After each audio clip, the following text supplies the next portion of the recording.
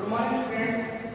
हम पीछे की क्लास में हमने कोलब्राउज का नियम पढ़ा था और उससे पहले मैं आपको उसके बाद आपके एनसीईआरटी में टॉपिक आता है गैल्वेनिक सेल, जो कि मैं पिछली क्लासों में आपसे डिस्कस कर चुका हूँ कि क्या होता है गैल्वेनिक सेल। पर मैंने वहां पे आपको संकेत पद्धतियां डिस्कस नहीं की थी कि गैल्वेनिक सेल हो चाहे कैसा भी सेल हो उसको हम एक लाइन में कैसे प्रदर्शित कर सकते हैं, सिर्फ एक लाइन में। वो समझेंगे आप संकेत पद्धतियां या सूचित परिपाटियां भी बोलते हो पद्धति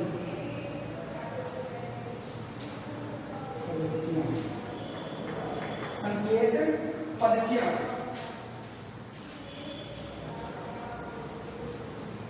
अब देखिए इसको समझने से पहले मैं एक बार आपको थोड़ा सा रिवाइज कर देता हूँ। गैल्वेनिक सेल में आपने क्या किया था, वो जिंक की रोड को उसी के सॉल्यूशन में ZnSO4 में डिप किया था। कॉपर की रोड को आपने क्या किया था, कॉपर सल्फेट के सॉल्यूशन में डिप किया था, डुबोया था। दोनों, एक को एनोड कहा था आपने, एक को कैथोड कहा था, एक पे ऑक्सीकरण हुआ था, एक पे अपचयन हुआ था। वो चीज देखिए, इसको एक रिप्रेजेंट करने का तरीका बताता हूं आपको। आयन, ठीक है, धातु, आयन धातु। इधर हम लेते हैं कैथोड और इधर क्या लेते हैं एनोड। हम जानते हैं एनोड में क्या होता है, ऑक्सीकरण, और यहां क्या होता है अपचयन। अब आपने कोई भी सेल लिया, उस सेल में क्या होता था, दो प्रकार से अभिक्रिया होती थी, ऑक्सीकरण और अपचयन अभिक्रिया होती थी। फिर आप उसको अलग अलग लिखते थे, ऑक्सीकरण की अभिक्रिया लिखते थे, फिर अपचयन की अभिक्रिया लिखते थे, फिर भरपूर अभिक्रिया लिखते थे। और उसमें आपने गैल्वेनिक सेल का साल्ट ब्रिज भी आपने यूज किया था। तो उन सभी चीजों को हम एक लाइन में कैसे प्रदर्शित करते हैं, उसके लिए किसी जरूरत पड़ती है, संकेत पद्धतियों की जरूरत पड़ती है। वो देखते हैं कैसे। देखो आपने देखा था जो जीव था आपके पास गैल्वेनिक सेल में, वो क्या कर रहा था, Zn+2 में बदल रहा था और साथ में दो इलेक्ट्रॉन क्या कर रहा था। और यहाँ क्या हो रहा है, इलेक्ट्रॉन का त्याग हो रहा है, और इलेक्ट्रॉन का त्याग क्या कहलाता है, ऑक्सीकरण। क्या कहलाता है, ऑक्सीकरण। फिर आपने देखा था जो कॉपर 2+ था, कॉपर के जो आयन थे वो क्या कर रहे थे, दो इलेक्ट्रॉन ग्रहण किए थे उन्होंने, और क्या बना था कॉपर। यहाँ पे क्या हुआ था, ग्रहण किए थे, इलेक्ट्रॉन का ग्रहण हुआ था, इलेक्ट्रॉन को उन्होंने क्या किया था, ग्रहण किए थे। यहाँ पे क्या कहा था आपने, अपचयन। और उन रिएक्शन की बात करेंगे तो इलेक्ट्रॉन से इलेक्ट्रॉन कट गए थे हमारे पास। यहाँ क्या आया हमारे पास, Zn+Cu+, इसमें कन्वर्ट हो रही थी Cu+Zn+2। अगर आप देखो तो कॉपर क्या हो रहा है, यहाँ पे इसकी ऑक्सीकरण अवस्था +2 की जीरो में बदल गया। इन ऑक्सीकरण अवस्था घटना भी क्या कहलाता है, मैंने बताया था अपचयन कहलाता है आपको, जब मैंने ऑक्सीकरण अपचयन पढ़ाया था आपको, अपचयन। और यहाँ देखो ये 0 से किसमें कन्वर्ट हो रहा है, +2 में। ऑक्सीकरण संख्या का बढ़ना क्या कहलाता है, ऑक्सीकरण। ये सब हम पीछे पढ़ चुके हैं, ऑक्सीकरण। अब बात आती है इसको समझने की कि सेल रिप्रेजेंटेशन में एक ट्रिक बताइए आपको, कैसे आप रिप्रेजेंट करते हैं। अपचयन हो रहा है, इसका मतलब किस पे होता है, आपको पता था कैथोड पे हमेशा अपचयन होता है और एनोड पे हमेशा क्या होता है, ऑक्सीकरण होता है। मैं गैल्वेनिक सेल को मुझे एक लाइन में प्रदर्शित कर रहा है, कैसे करूंगा देखो। ये जो आपको डबल लाइन दिखाई दे रही है इसमें, ये किसको प्रदर्शित करती है, लवण सेतु। लवण सेतु जो कि हमने गैल्वेनिक सेल में लिया था, और दो विलयन थे हमारे पास, ZnSO4 और CuSO4 विलयन।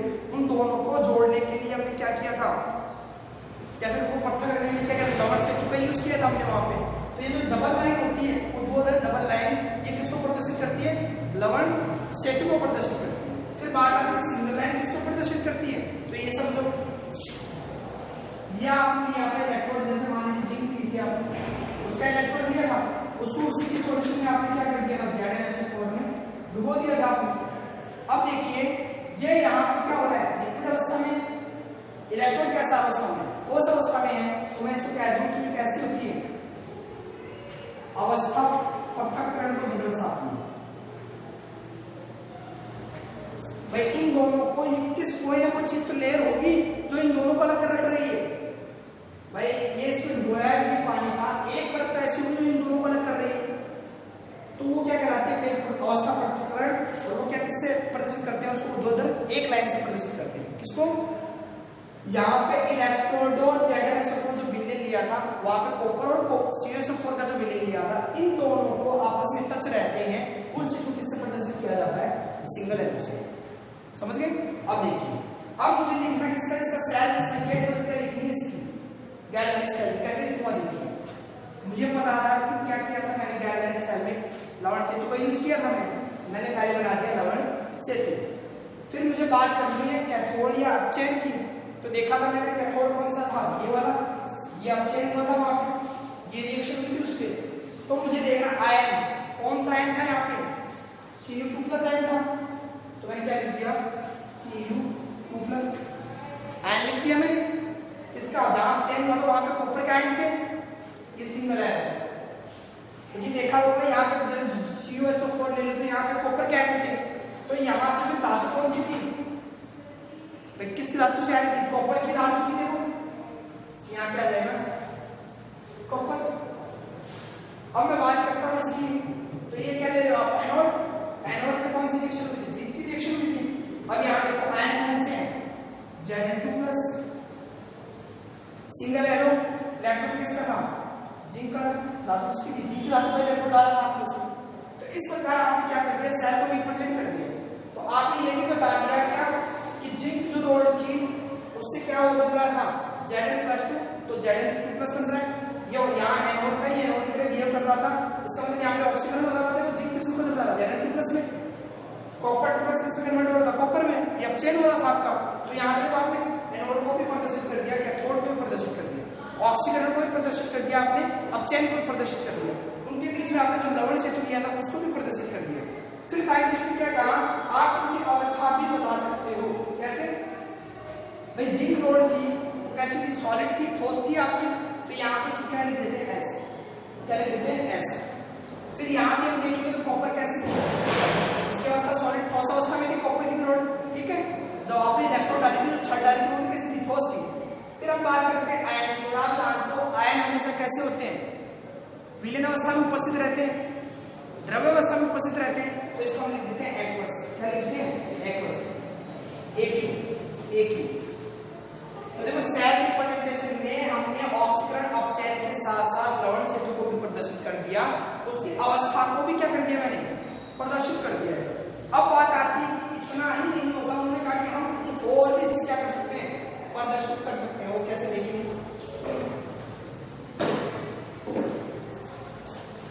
फिर उन्होंने क्या कहा कि आप जो भी आयन ले रहे हो, कोई उसकी सांद्रता, कुछ ना कुछ तो सांद्रता होगी, कुछ ना कुछ तो सांद्रता ली है आपने, तभी विलेन के अंदर तो बोला है वो। तो इन्होंने कहा आप सांद्रता को प्रदर्शित कर सकते हो। कैसे? देखिए, ये आपका जिंक, इसको सॉलिड लिखा आपने, ये Zn+ था आपकी। इन्होंने कहा कंसंट्रेशन को A से लिख रहा हूँ, मान लीजिए कुछ भी होगी 0.45 लिख दिया मैंने। ये आपने उसकी सांद्रता को भी क्या कर दिया? प्रदर्शित कर दिया है। डबल एरो लगा दिया, 60 डिग्री आ गया, लवण सेतु आ गया। फिर मैंने यहाँ लिया कॉपर 2+, ये भी कैसे फॉर्म में था? एक्वस फॉर्म में था। मान लिया इसकी सांद्रता क्या थी? कुछ भी मान लीजिए 0.35 थी, ठीक है। सांद्रता को भी मैंने प्रदर्शित कर दिया। फिर कॉपर, अब उन्होंने कहा इसके साथ साथ आप तापमान को भी प्रदर्शित कर सकते हो कि ये पूरी रिएक्शन के दौरान उसका किस तापमान पे रिएक्शन हुई है। तो मान लीजिए मैंने बता दिया 8 to 98 केल्विन, मान लिया मैंने इतने तापमान पे रिएक्शन ऑक्सीकरण और अपचयन हुआ। तो आप क्या कर सकते हो? इसी को हम क्या कहते हैं? संकेत पद्धति, या फिर हम कहते हैं सेल में होने वाले सभी अभिक्रियाओं को एक लाइन में प्रदर्शित कर देते हैं। क्या कर देते हैं? एक लाइन में प्रदर्शित कर देते हैं। जैसे गैल्वेनिक सेल का मैंने आपको प्रदर्शित करके बताया, तो आप इसमें सब कुछ बता सकते हैं। अगर आप देखना चाहो, मैं पूछूं किसका ऑक्सीकरण हुआ, तो आप तुरंत बता दोगे ये ऑक्सीकरण हो रहा है, Zn में बदला है। 0 से ऑक्सीकरण अवस्था कहाँ गई है? +2। अब से अपचयन पूछो, तुरंत बता दोगे अपचयन ये रहा। आपको पूछ रही की अवस्था कैसी, तुरंत बता दोगे ये कैसा है? एक्वस फॉर्म में है, ये सॉलिड फॉर्म में है, और ये भी कैसा है? ठोस अवस्था में है। आज तापमान पूछ लिया जाए, तुरंत तापमान बता दोगे आप। क्या क्या यूज किया था आपने? लवण सेतु यूज किया था, वो भी बता दोगे आप। ये आपको सेपरेशन कर रहा है, वो भी आप इसमें बता दोगे सेपरेशन। किसका सेपरेशन? ये जो खड़ी लाइन है आपकी, इसको रिप्रेजेंट करती है। ये जो लाइन है ये क्या करती है? इलेक्ट्रोड व विद्युत अपघट्य विलयन, विद्युत अपघट्य विलयन के पृथक्करण को प्रदर्शित करती है। जो आपने बोला था अर्ध सेल के अंदर, उसको ये प्रदर्शित करती है। तो आपको सीख लिया आपने क्या, संकेत पद्धतियां सीख ली कि एक लाइन में किसी भी सेल की अभिक्रिया को हम कैसे प्रदर्शित करते हैं। ये था हमारा तरीका। मैंने आपको सूत्र भी लिखवा दी, आयन, धातु, डबल बॉन्ड, डबल एरो लगा दिया, उसको लवण से लिखा। फिर मैंने बता दिया कि लेफ्ट साइड में आप क्या लेते हो, ऑक्सीकरण, और आप राइट साइड में क्या लेते हो, अपचयन। ये था आपका तरीका किसका, सेल को एक लाइन में रिप्रेजेंट करने का तरीका था। संकेत पद्धति को यहाँ पे सेल रिप्रेजेंटेशन भी बोल सकते हो, रिप्रेजेंटेशन, यानी एक लाइन में आपने सेल का रिप्रेजेंटेशन कर दिया, सिर्फ एक लाइन में। ये था आपका संकेत पद्धतियां। आगे चलो, आपकी बुक में दे रखा है आपको कि 60 जो होता है वो क्या करता है, वैसे दे रखा है आपको CuSO4 और ZnSO4 एक्वस में 3 दोनों इनकी मीनिंग लिखे। इन दोनों को पृथक कौन करता है, ये लवण से पृथक करता है। आप अपने 5 वर्ड दे रखे हो, बुक में देख लेना, आप 5 समझ में आ जाएंगे। फिर आगे देखिए, सेल विभव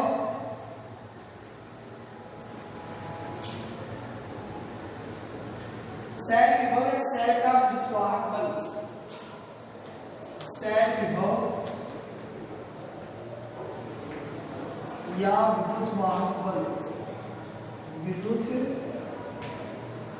वाहक बल, ये हमारी अगली हेडिंग है, विद्युत वाहक बल, यानी सेल का विद्युत वाहक बल, सेल का विद्युत वाहक। सबसे पहले हम डेफिनेशन की बात करते हैं। दो अर्धसेलों के विभवों का अंतर क्या कहलाता है, सेल विभव या विद्युत वाहक बल। क्या, दो अर्ध सेलों के विभवों का अंतर, विभवों का अंतर क्या कहलाता है, सेल विभव या विद्युत वाहक बल। कैसे, हमने माना था कि हमारे पास एक कंटेंट पत्र था, इसमें ये एक इलेक्ट्रोड हुआ था, उसी में उसी का हमने क्या लिया था, विलीन लिया था। जैसे मान लीजिए कॉपर है तो ये CuSO4 है, ठीक है। ये देख रहे हो आप क्या, ये हमने इसको हमने क्या कहा था, एक अर्ध सेल कहा था, ठीक है। और एक दूसरा अर्ध सेल हमने कैलरी सेल में क्या लिए थे, 2 अर्ध सेल लिए थे, उनके अंदर इसका कुछ अपना विभव होगा, उसका कुछ अपना विभव होगा। दोनों विभवों का अंतर क्या कहलाता है, सेल विभव। और विभव कब क्रिएट होता है वो देखिए, जब आप क्या करते हो, कभी भी किसी भी सेल के अंदर क्या करते हो, धारा का प्रवाह करते हो। और धारा का प्रवाह किसके कारण होता है, धारा का प्रवाह हो रहा है, इसका मतलब हमें पता है वहां पे विभव में क्या हो रहा है, विभव उत्पन्न हो रहा है। यदि विभव नहीं होगा तो धारा का प्रवाह नहीं होगा, आप फिजिक्स में पढ़ते हो। यदि अगर धारा प्रवाह हो रही है, इसका मतलब वहां पे क्या उत्पन्न हो रहा है, विभव उत्पन्न हो रहा है। आपने ये नहीं पढ़ा होगा V=IR, ओम का नियम पढ़ा है ना आपने, वहां समझ लेना आप उसको, ठीक है। तो आप इतना समझो, सेल विभव क्या होता है, 2 अर्ध सेलों के विभवों का अंतर। अब कौन कौन से 2 अर्ध सेल थे तो देखिए, मैं सेल विभव हम 2 प्रकार के करते हैं। पहला था हमारा ऑक्सीकरण विभव। क्या था, ऑक्सीकरण विभव, ऑक्सीकरण विभव, इसको मैं लिख देता हूं ऑक्सीडेशन पोटेंशियल, OPC। और दूसरा क्या होता है, अपचयन विभव, यानी सेल विभव कितने प्रकार के होते हैं, 2 प्रकार के हैं, ऑक्सीकरण विभव और अपचयन विभव। इसको लिख देता हूं रिडक्शन पोटेंशियल RPC। अब आप जानते हो ऑक्सीकरण में इलेक्ट्रॉन क्या करते हैं, त्यागते हैं, इलेक्ट्रॉन बाहर निकलते हैं। तो इलेक्ट्रॉन त्यागने के कारण यदि विभव उत्पन्न होता है तो उसको क्या कहते हैं, ऑक्सीकरण विभव। तो आप शॉर्ट में लिख लेना, इसमें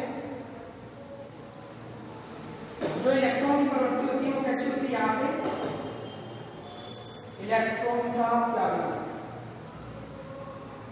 इलेक्ट्रॉन को त्यागना ही क्या कहलाता है, ऑक्सीकरण कहलाता है। और उस ऑक्सीकरण के कारण जो विभव उत्पन्न होता है वो क्या कहलाता है, ऑक्सीकरण विभव। अगर मैं यहाँ बात करूं तो इलेक्ट्रॉन का ग्रहण, इलेक्ट्रॉन का ग्रहण करना क्या कहलाता है, अपचयन। और इस अभिक्रिया के दौरान जो विभव उत्पन्न होता है उसको आप क्या कहते हो, अपचयन विभव। आगे देखिए, इसका एक एग्जांपल दे दूं तो यहाँ पे आपने लिखा था Zn +2 इलेक्ट्रॉन, क्या निकाला, इससे 2 इलेक्ट्रॉन निकाला। अब इस रिएक्शन के दौरान यहाँ पे क्या उत्पन्न होगा, विभव उत्पन्न होगा, उसको आपने क्या कहा, ऑक्सीकरण विभव। और यहाँ पे क्या हो जाएगा, Cu2 +2 इलेक्ट्रॉन क्या बना लेगा, कॉपर। यहाँ चयन होगा, चयन के कारण विभव उत्पन्न होगा, उसको क्या कहोगे, अपचयन विभव। इसको थोड़ा सा और समझाता हूं, अच्छे से देखिए। ये आपके पास क्या थी, कॉपर की रोड थी, समझा चाहे इसका नहीं चाहे इसका एक ही बात है। इसको आपने क्या किया, CuSO4 में क्या कर दिया, डुबो दिया। अब क्या होगा, कॉपर के जो यहाँ से कॉपर के जो आयन थे इधर जा रहे थे, इधर जा रहे थे, Cu2 प्लस के आयन जा रहे थे, नहीं जा रहे थे इसमें। अब देखिए यहाँ पे पॉजिटिव हो गया, कैथोड में ये क्या हो गई, सॉरी ये छड़ क्या हो गई, पॉजिटिव, क्योंकि इसके अंदर क्या कर रहे हैं, कॉपर प्लस 2 के आयन जा रहे हैं। अब बाहर क्या होगा फिर भाई, इसमें से अगर कॉपर निकल के जा रहे हैं, SO4 माइनस की वैल्यू बढ़ रही है, वो तो अलग बात है, उसको हमने न्यूट्रल उदासीन कर दिया था 60 डिग्री लगा के, लवण सेतु लगा के। पर एक बार मैं समझाना चाह रहा हूँ कि कैसे विभव आया। तो यहाँ पे क्या है, ऋणात्मक आ जाएगा। अब आपको पता है किसी भी लाइन पे या किसी भी पॉइंट पे चार्ज सेपरेशन आ जाता है। चार्ज सेपरेशन मतलब समझते हो, जहाँ पे धनात्मक ऋणात्मक पास पास आ जाते हैं चार्ज, तो वहां पे क्या उत्पन्न होता है, विभव उत्पन्न होता है। उसको आप क्या कहोगे, अपचयन विभव। क्यों, क्योंकि यहाँ पे अपचयन हो रहा है, तो इसलिए अपचयन विभव का। यदि ऑक्सीकरण की बात करते हैं, यहाँ पे जिंक की रोड होती है, ZnSO4 होती है, तो वहां विभव आता है, उसको आप क्या कहते हैं, ऑक्सीकरण विभव। आगे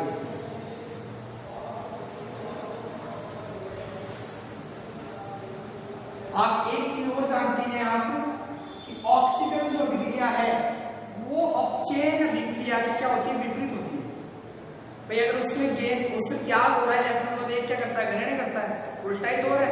एक में ऑक्सीकरण संख्या घट रही है तो दूसरे में क्या हो रही है, बढ़ रही है।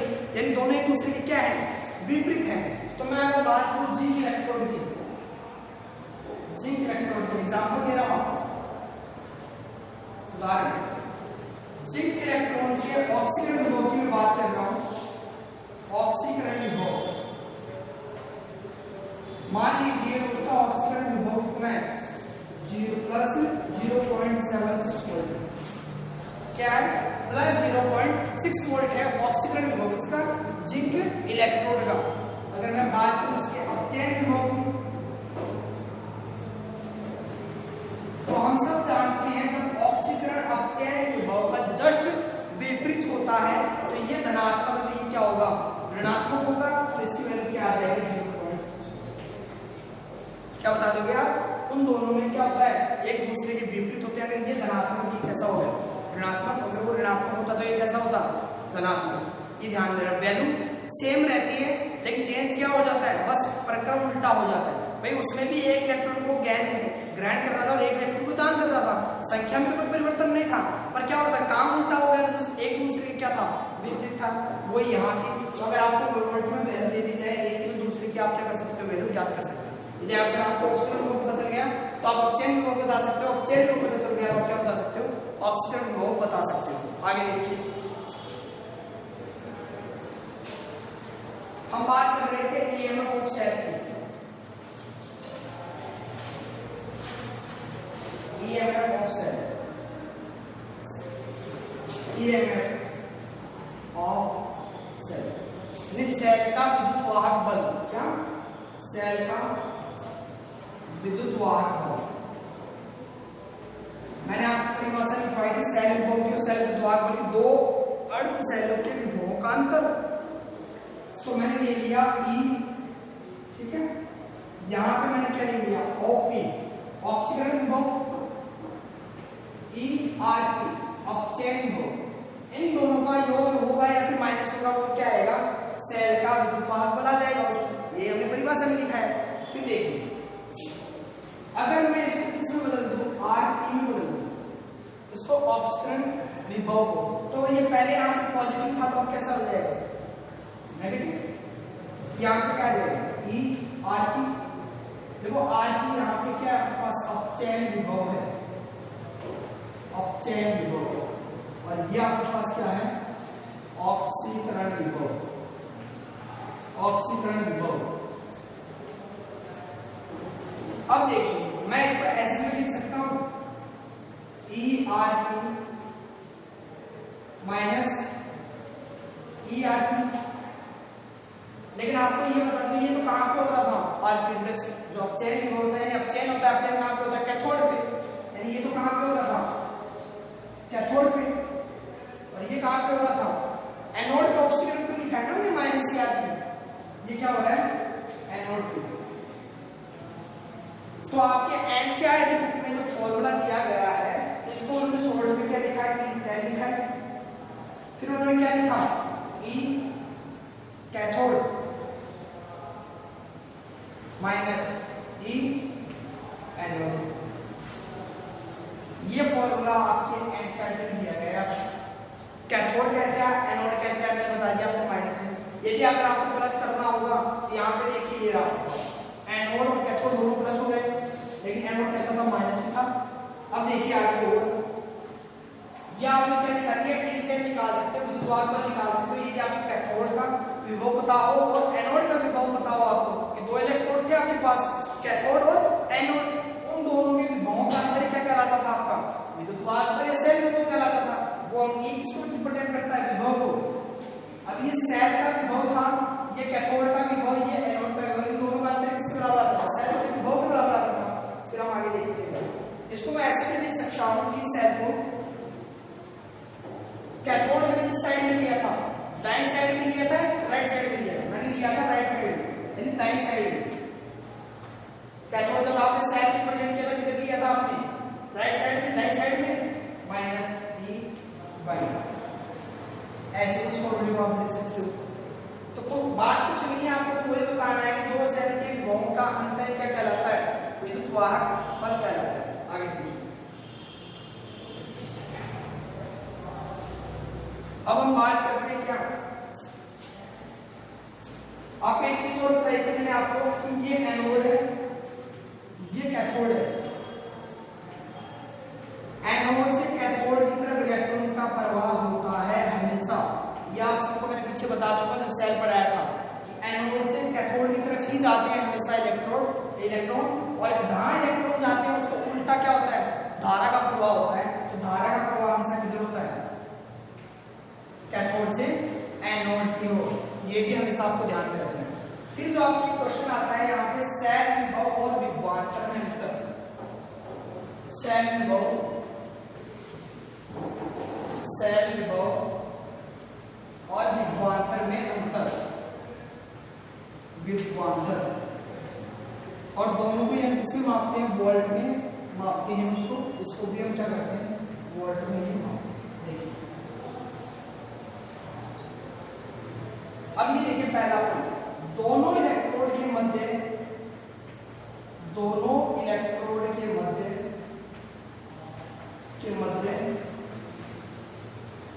उस समय पर,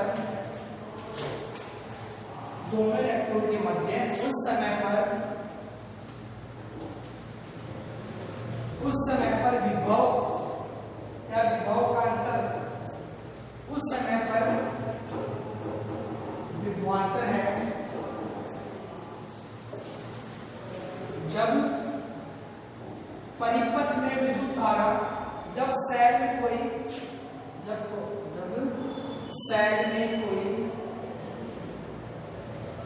विद्युत धारा प्रवाहित ना हो।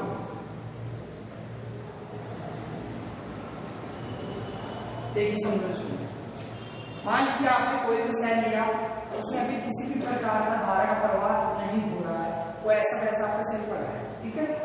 उस दौरान अगर दोनों इलेक्ट्रोड के मध्य जो विभव का अंतर आएगा, एक आपने नोट लिया, एक कैथोड लिया, उस दौरान जब धारा प्रवाह नहीं हो रही है, तब जो उनके बीच में अंतर आएगा उसको आप क्या बोलोगे, सेल विभव बोलोगे। जबकि मैं बात करूं विभवांतर की, तो दोनों इलेक्ट्रोड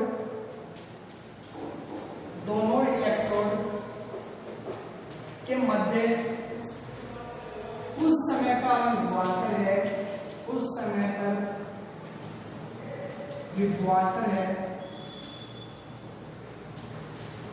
जब सेल में विद्युत धारा का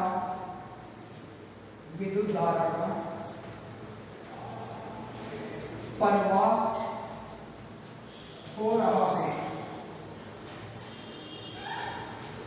वो तो क्या था, जब विद्युत धारा प्रवाहित नहीं होता, फिर जैसे आपने उसको करंट का फ्लो कर दिया, धारा प्रवाहित कर दी, तब दोनों के बीच में जो इलेक्ट्रोड, एनोड और कैथोड थे, वहां पे जो विभव का अंतर आएगा वो क्या कहलाता है, विभवांतर कहलाता है।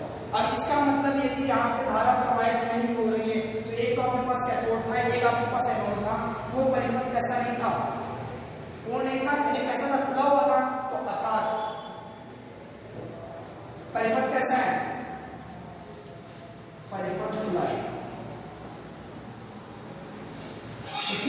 परिपथ खुला होगा तब भी धारा प्रवाहित नहीं होगी, क्योंकि ये अलग पड़ा है, ये अलग पड़ा है।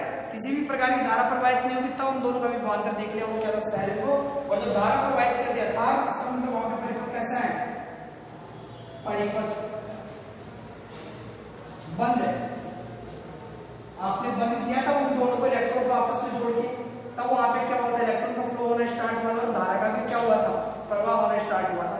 पहला अंतर तो ये आता है। दूसरा अंतर देखिए आप, दूसरा अंतर आता है ये सेल के, यह सेल के अधिकतम EMF के बराबर होता है।